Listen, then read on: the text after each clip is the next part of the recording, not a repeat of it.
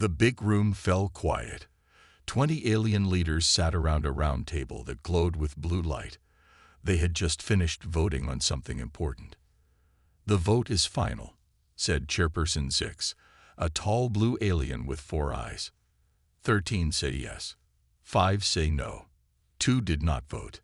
"We will remove humans from the galaxy." Zolfun, who looked like a mix between a lizard and a bird, nodded slowly. He had voted yes. Humans were too dangerous, too unpredictable. The Council had watched Earth for 50 years. They had seen the wars, the quick technology growth, and the strange way humans thought. Unlike other species, humans did not follow patterns the Council could understand. "When do we start?" asked Vexura. Her skin was pale white, and she had 3 long fingers on each hand. "Right away," said Chairperson Zix. "The ships are already on their way to Earth." Far away from this meeting, Commander Jack Harlow stood by a large window on his ship, the Pioneer. The ship was the best Earth had built, sent to explore new parts of space. Jack looked at stars no human had seen up close before. The view still amazed him after 5 years in space. Olivia Grant, his communications officer, walked quickly toward him. Her face looked worried. "Sir, something's wrong," she said. "I can't reach Earth. All signals stopped 10 minutes ago." Jack turned away from the window. "Could be a problem with our equipment." Olivia shook her head. "I checked everything twice. This isn't normal." Back on Earth, Diane Miller worked late at her desk at NASA. The computer in front of her showed something strange. Hundreds of objects had just appeared near Pluto and were moving toward Earth. At first, she thought it was a mistake. She checked again. The objects were real, and they were moving fast. Diane picked up her phone with shaking hands and called her boss. Within 3 hours, every major space agency on Earth had confirmed what Diane saw. Strange ships were heading toward Earth. The military went on high alert.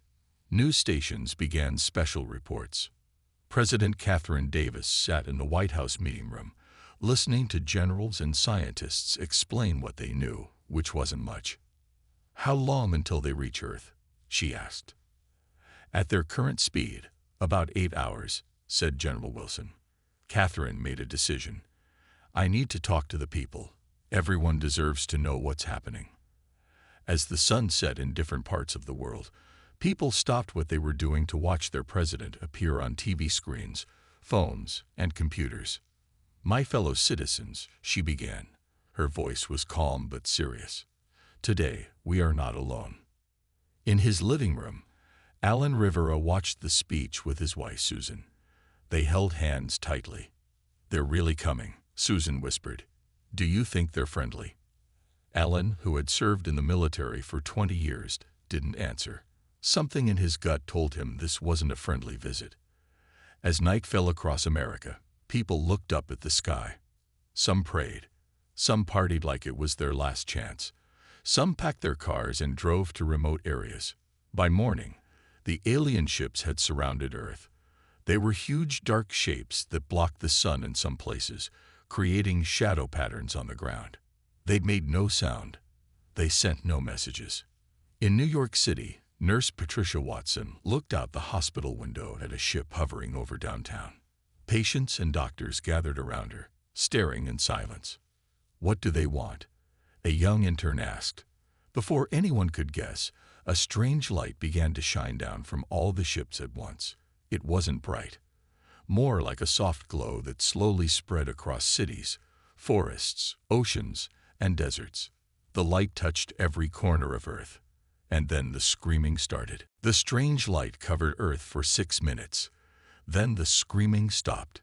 In cities, on farms, in schools and homes, people stood still. Their eyes were open, but they looked empty. Patricia Watson felt the light touch her skin in the hospital. Unlike others around her, she could still move. She watched in horror as doctors and patients froze in place. Their faces became calm, like they were dreaming with open eyes. "Can anyone hear me?" she called out. No one answered. Outside the hospital, it was the same. People stood still on sidewalks. Cars had stopped in the middle of roads. Everything was quiet except for the soft hum coming from the alien ships above. In his home, Alan Rivera also found he could still move. His wife Susan stood frozen next to him, her hand still reaching for his. "Susan, Susan." He shook her gently, but her eyes stayed blank. The TV was still on, showing news reporters frozen in the middle of sentences. Miles away, in a small mesa building, Diane Miller hid under her desk when the light came. When she came out, her coworkers stood like statues. Somehow, she was different. The light hadn't frozen her. Up in space, Commander Jack Harlow and his crew watched the alien ships surround Earth through their cameras. They were too far away to be affected by the light. "We need to go back," said Jack. "We need to help." "That would be unwise," said a new voice. The crew turned around. A tall, thin alien stood in the doorway of the bridge. No one had seen or heard it come on board. "Who are you?" Jack asked, reaching for his gun. "I am Observer Kelthid," the alien said. "Your weapons cannot harm me. Please listen instead." The alien explained that it was part of the Galactic Council, a group that watched over all intelligent life in the galaxy. The Council had decided humans were too dangerous to exist. "Your kind thinks in ways we cannot predict," said Kelthid. "You create and destroy. You love and hate.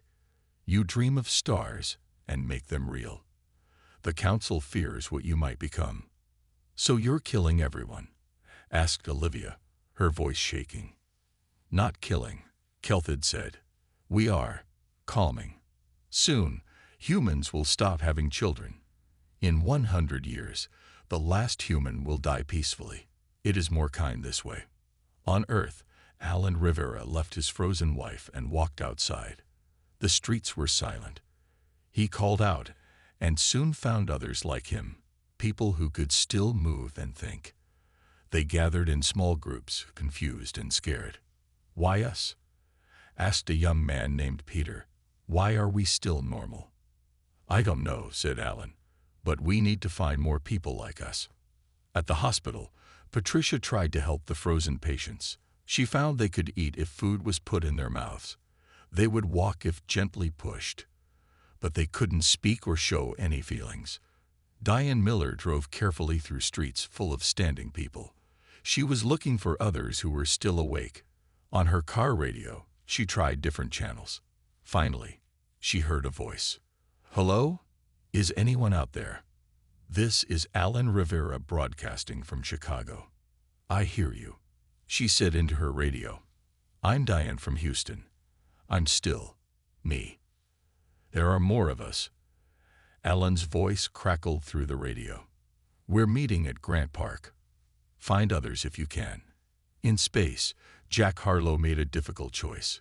"We won't go back to Earth," he told Kelthid. "But we won't sit here and do nothing either." "What can you do?" asked the alien. "The Council's decision is final." Jack looked at his crew, then back at the alien. "Your Council may have voted, but I think they're going to regret it. Because there's one thing your Council doesn't understand about humans." "What's that?" asked Kelthid. "We never give up," said Jack. "Never." 6 months passed. The world changed. Most people lived like walking ghosts, doing simple tasks but not really living. They ate when food was given. They slept when night came. They did not smile or cry or dream. The aliens called it the pacification. Only one in every 50,000 humans was immune. In the forests outside Seattle, Greg Patterson sat with 60 other immune humans. Before the aliens came, Greg fixed computers. Now, he led a group of survivors. "We have to be smart," he told the group. "There are so few of us left who can still think." The group lived in old cabins, hidden by tall trees. They took turns watching for alien patrols. They learned to hunt and grow food. But most importantly, they studied the aliens. That morning, Greg's scouts had brought back someone new. Her name was Samantha Cole. She had dark curly hair and tired eyes. Before the pacification, she had worked with quantum physics. I was hiding in a basement for months, she told Greg. Then I heard your radio message. Greg nodded. They sent out coded radio messages every night, hoping to find more immune humans. Why do you think we're immune? Greg asked. Samantha shook her head. I don't know yet, but I think it has something to do with how our brains work. In another part of the camp, a young man named Kyle was teaching others how to use bows and arrows. They couldn't use guns because the noise would attract aliens. The aliens don't expect us to fight back, Kyle said. That's our advantage. Far above Earth, junior observer Kelthid watched the planet on his monitors. Something was wrong with the numbers. According to the pacification reports, 99.998% of humans were under control, but the energy readings from certain areas didn't match what they should be. Strange, Kelthid said to himself. Council rules said he should report any problems right away, but he was curious. Curiosity was not common among his people. I'll check it myself first, he decided. He had been watching humans for months now. They were different from any species he had ever studied. Back on Earth, Samantha asked to see what the group had learned about the aliens so far. Greg showed her to a small cabin that served as their research center.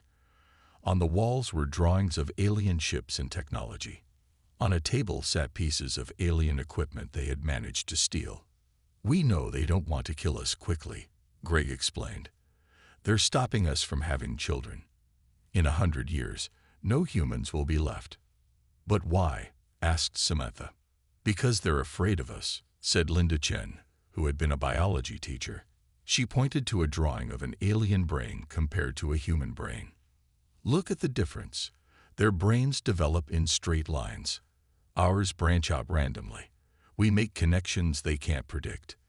Linda picked up a small alien device.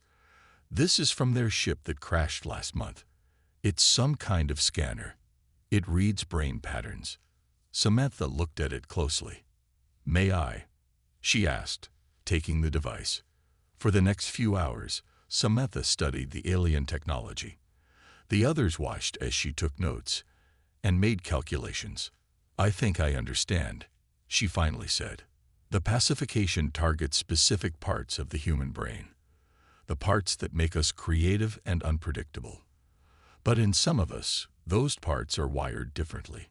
Outside, the radio operator called for Greg. Sir, we're picking up something strange. An alien ship is landing nearby, but it's not following the usual patrol pattern. Greg grabbed his binoculars and climbed to the lookout post. In the distance, a small alien craft was landing in a clearing. Get everyone ready to move, he ordered. We might be discovered. But as they watched, only one alien stepped out of the ship. It looked around carefully, then did something unexpected. It raised its hands in the air, like it was surrendering. I come alone, the alien called out in English. My name is Kelthid. I want to talk. Greg looked at Samantha and Linda. What do you think? Trap or opportunity? Either way, said Samantha. We need to know what it wants. Greg decided to meet the alien Kelthid, but he was careful. He took Kyle and two others with weapons hidden under their clothes. They walked into the clearing where Kelthid waited. Why are you here? Greg asked, staying 10 steps away from the alien. Kelthid was tall and thin with smooth blue-gray skin. His large eyes blinked slowly. I noticed things that don't make sense. The pacification should be complete, but it's not. You and others are still awake. And you didn't tell your bosses, said Greg. No, said Kelthid. I wanted to understand first. The council does not encourage questions, but I have many. Greg looked at his team, then back at the alien. If we talk, we do it our way.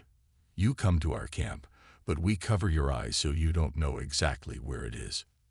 The alien agreed. They put a blindfold on him and led him through the forest to their camp. Inside the main cabin, Samantha and Linda waited with their research.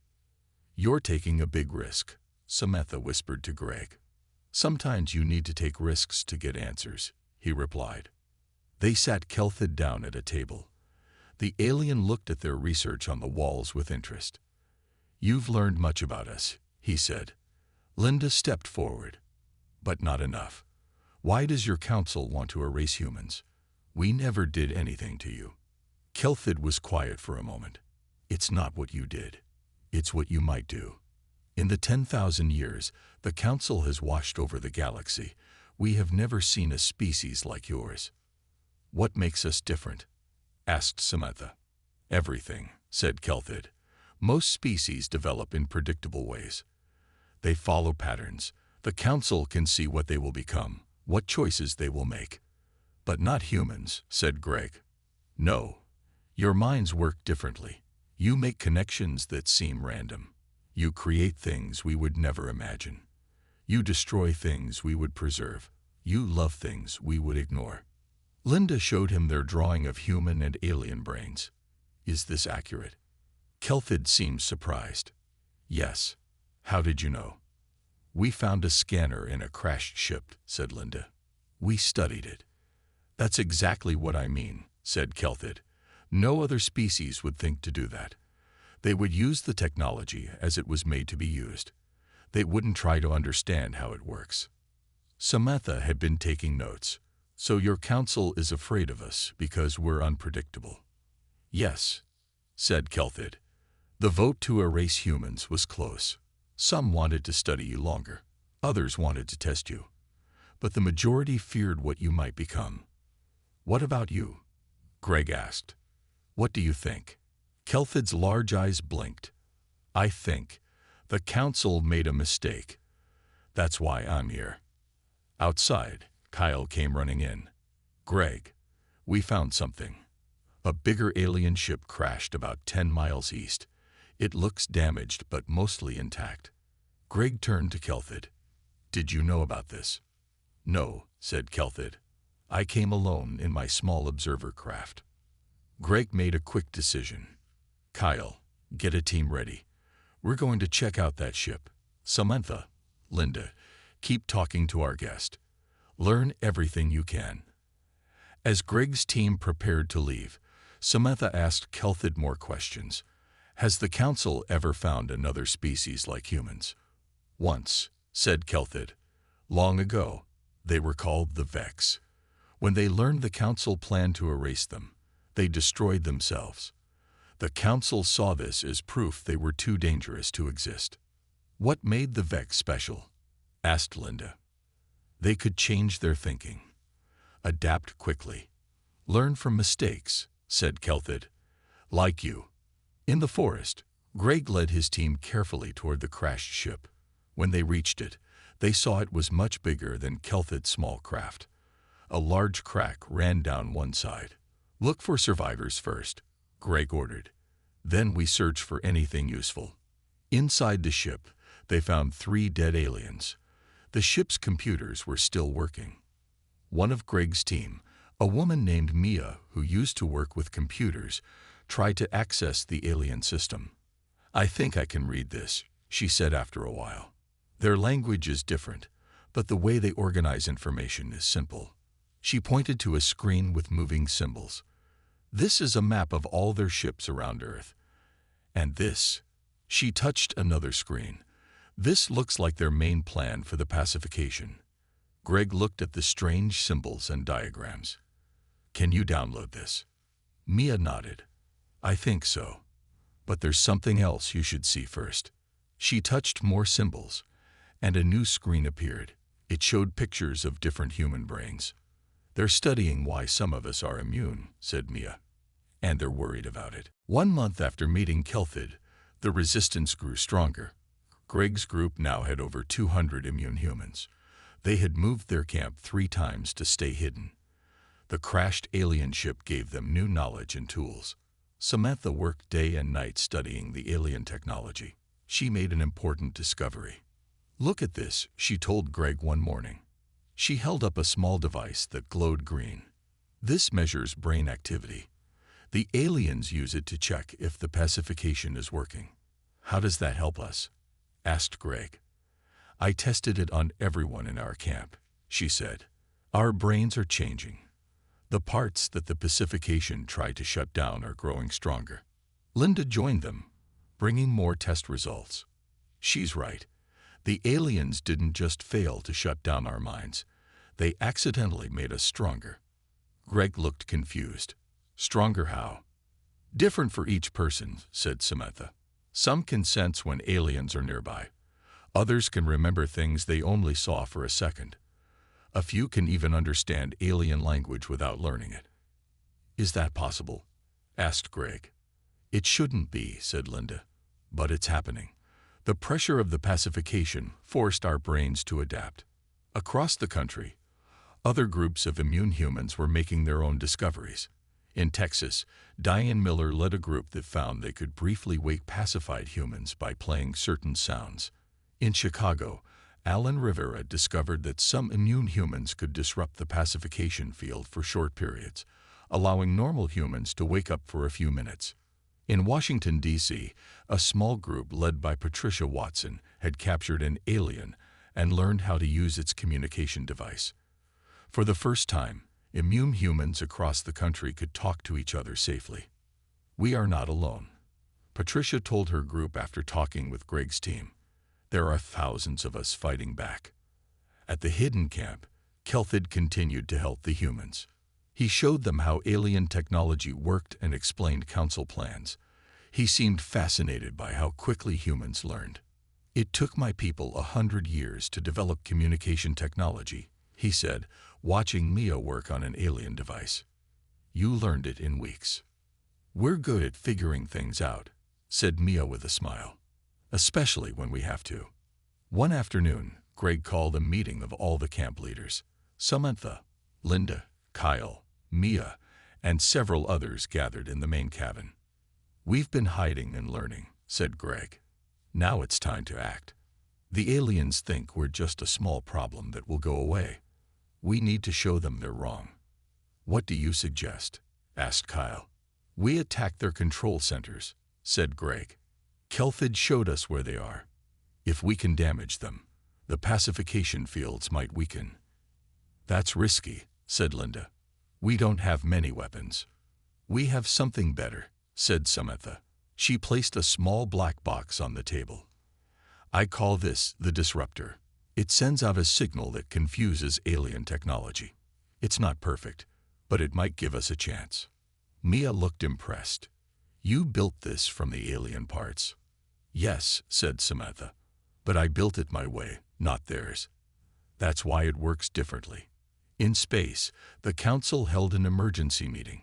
Reports from Earth showed growing problems with the pacification. How is this possible? Asked Chairperson Zix. The pacification has never failed before. The immune humans are more numerous than we thought, said a council member. And they are changing. Changing how? Asked Sultan, who had voted for the erasure. Their neural patterns are evolving rapidly.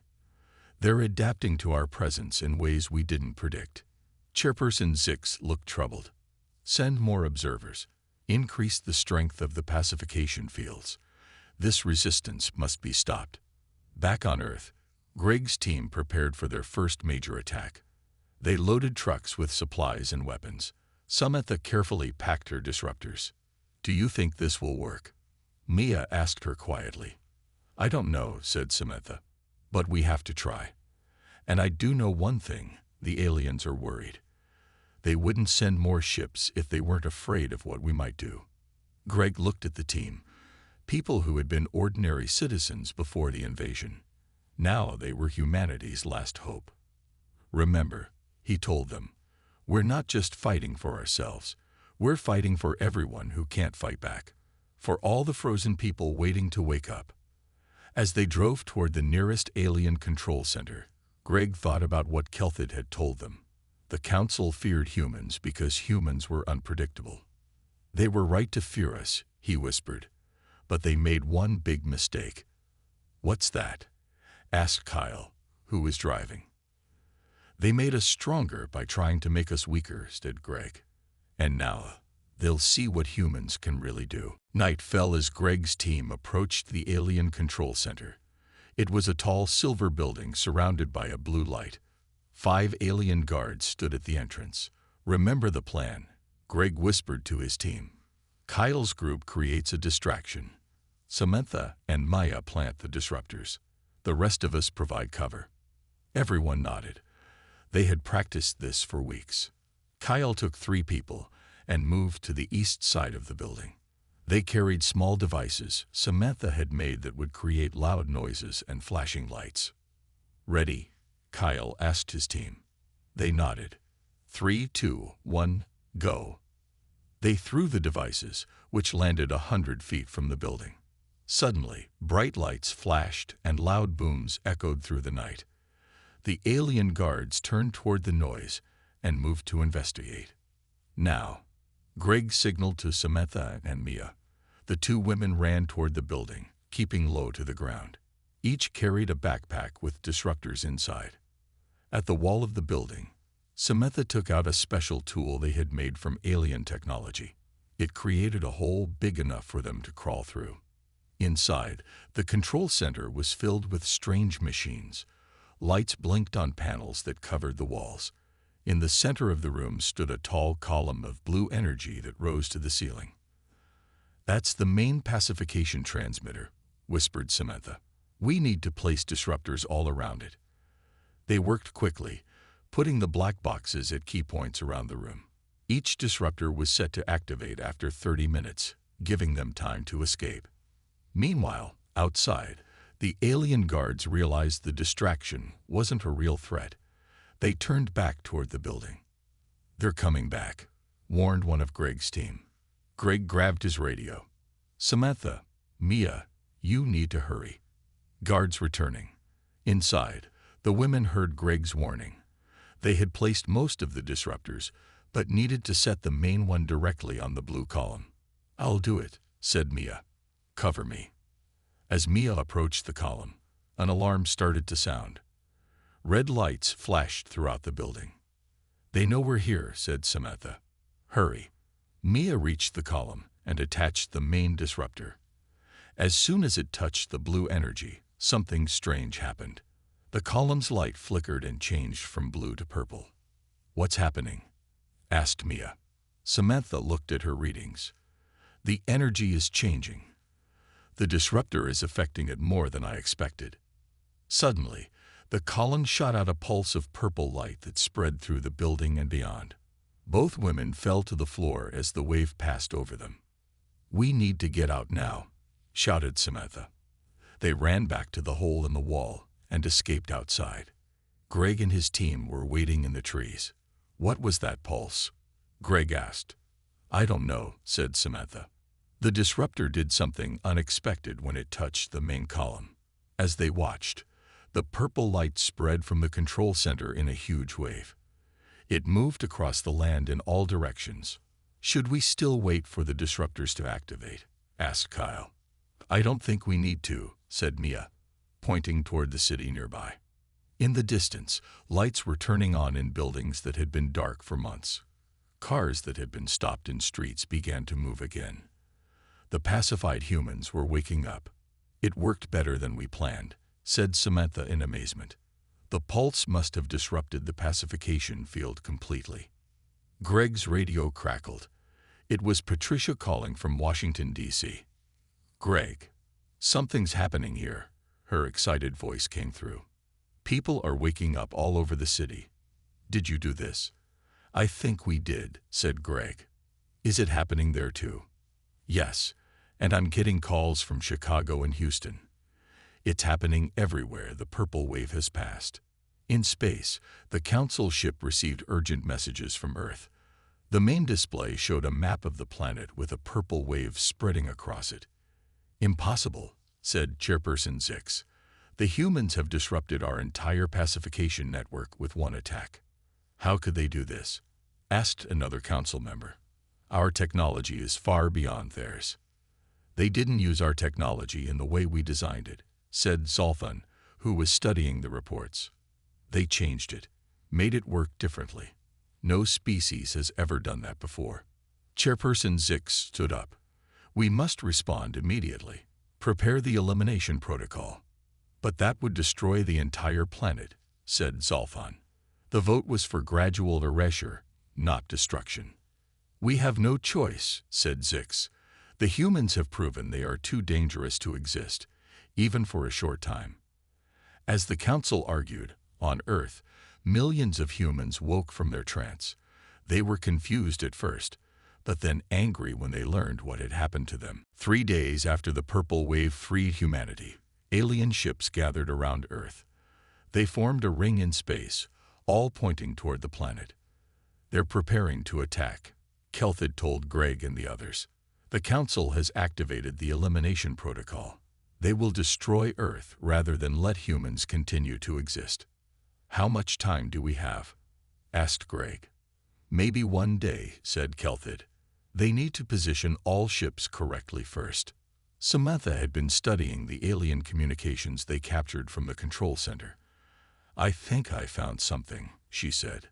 There's a way we can talk directly to the Council. Will they listen? Asked Linda. They might not have a choice, said Samantha with a small smile. I found their emergency channel. They can't turn it off. Greg looked at his team. What do we say to aliens who want to wipe us out? We show them they're wrong about us, said Patricia, who had joined them from Washington. We show them what humans can really do.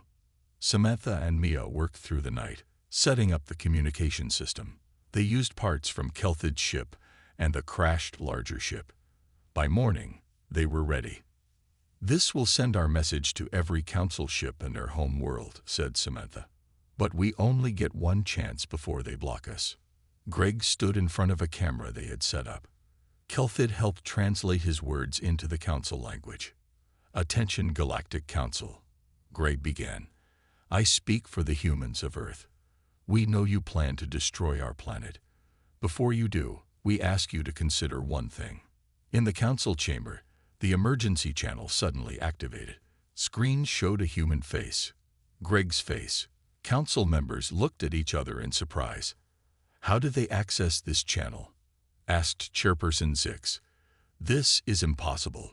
On the screen, Greg continued. You feared humans because we think differently. Because we're unpredictable. You're right. We are different.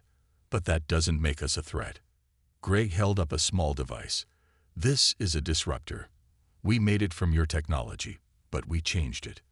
We saw new ways to use it that you never imagined. That's what humans do. We create new things. He set down the disruptor and picked up a small plant in a pot. This is wheat.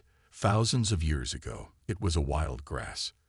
Humans changed it to feed billions of people. We take what exists and make it better. The council members watched in silence as Greg showed more examples of human creativity, art, music, medicine, and technology. Your ships can destroy our planet easily, Greg said. We can't stop you.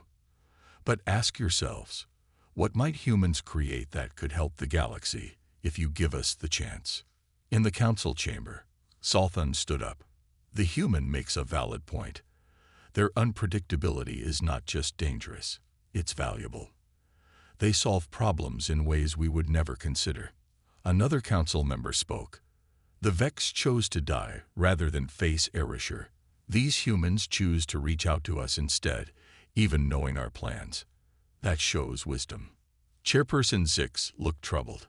But the vote was clear. The erasure was approved.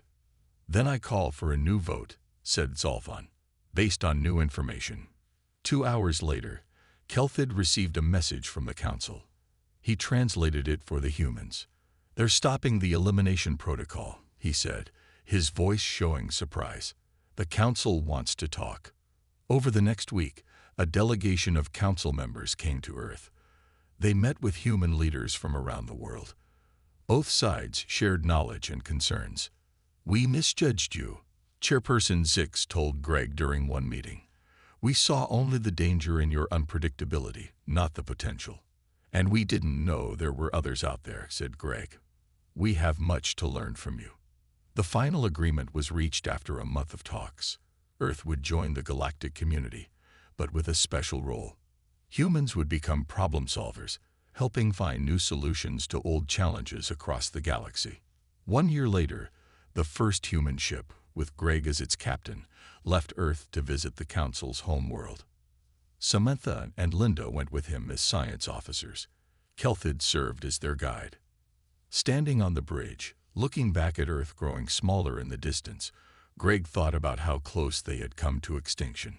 "They voted to erase us," he said to Samantha. "Now they need us." "That's the human advantage," she replied. "We never fit in the box others try to put us in. We always find a new way forward." As their ship accelerated to faster-than-light speed, carrying humanity's representatives to the stars, Earth continued to rebuild. The aliens who had once been their enemies were now their teachers and partners.